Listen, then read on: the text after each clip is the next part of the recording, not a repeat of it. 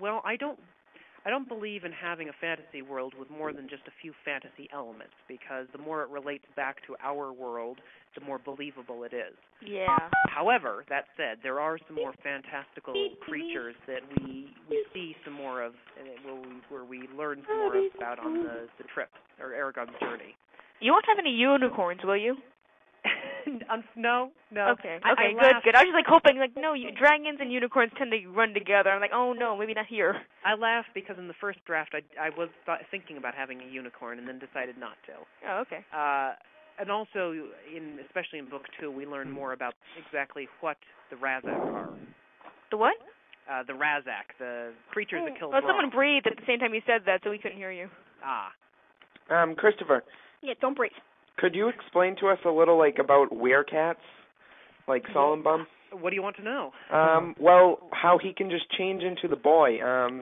Does it have to do anything with how werewolves change on the full moon, or can they just change when they want?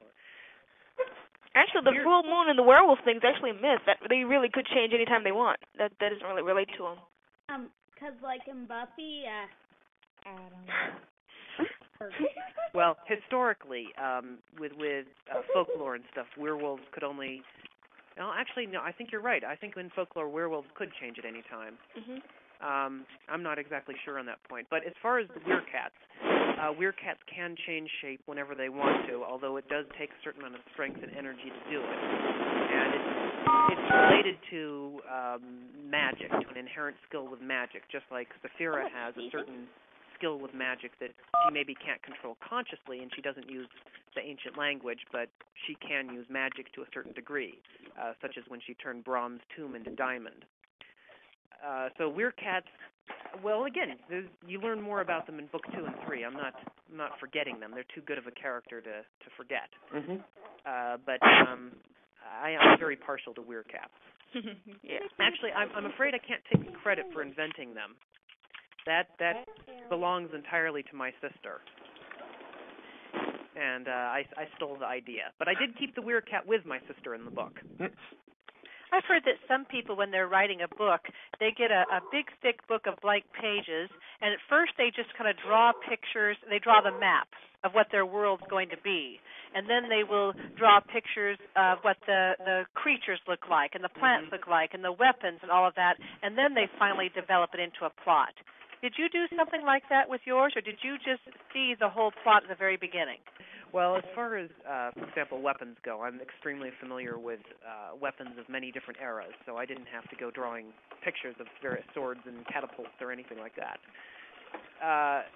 Actually, if I were starting the book from scratch now, I'd start by drawing a map right off the bat. But instead, when I began Aragon, I did it completely backwards. I just started writing the book. Yeah, keep in mind, I never thought it was going to be published. I started writing the book and began inventing locations and distances without any knowledge of how it might actually relate to each other. And it finally got to the point when Aragon leaves Palancar Valley with Brom, and they're traveling down to Tirm, that I realized that I had to come up with a map. I had to draw a map in order to figure out where everything was, and so I didn't remain completely confused about distances. Excuse me? And that's when I finally drew the map for Aragon. And once I did draw the map, the things that I drew on the map just to fill in the map ended up suggesting huge plot points. Who's doing that? And I'm sorry, we're getting some air on the... Hello? Whoever's sneezing, can you please stop? There we go. Maybe use your mute button, perhaps. There we go. So, for example, the mountains, the Bjor Mountains, where the dwarves live.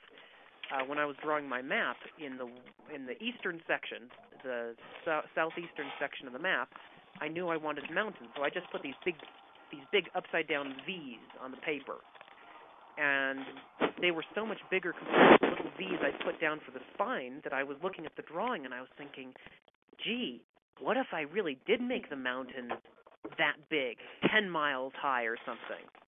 And I did. And that's how that whole aspect of the story ended up becoming created. Is that, just a question here, the map you made that is in the front cover of the book, is that the whole world, or is that just one continent of the world? It's just one part of the world. Oh, okay. In fact, my sister and I have joked that maybe where her story takes place is on the other side of that world. Cool. Excuse It me? would be kind of interesting. Nice tie-in, though. That'd be a great tie-in. Excuse Well, me? that was the That thought. would be a great yes. tie-in. Yeah. Christopher, Mhm. are you a good artist? Like, I heard you drew the cover, but I don't know if you did. No, I didn't draw the cover you see nowadays. I drew the original book, which is the Dragon Eye inside the hardcover edition, and I also drew the map. In fact, the special edition, or the deluxe edition of Aragon, which is coming out this September, is going to have an additional piece of art by me, and I believe they chose a drawing I did of Zarok, Aragon's sword. Oh, that's cool. Yeah, I also did a drawing of Saphira flying in the night sky. They decided to save it for something else. I hate to be the bearer of bad news, but I'm getting the warning beep that the conference call is going to kick us off in 4 minutes. Hello? Excuse me? Yes, hello?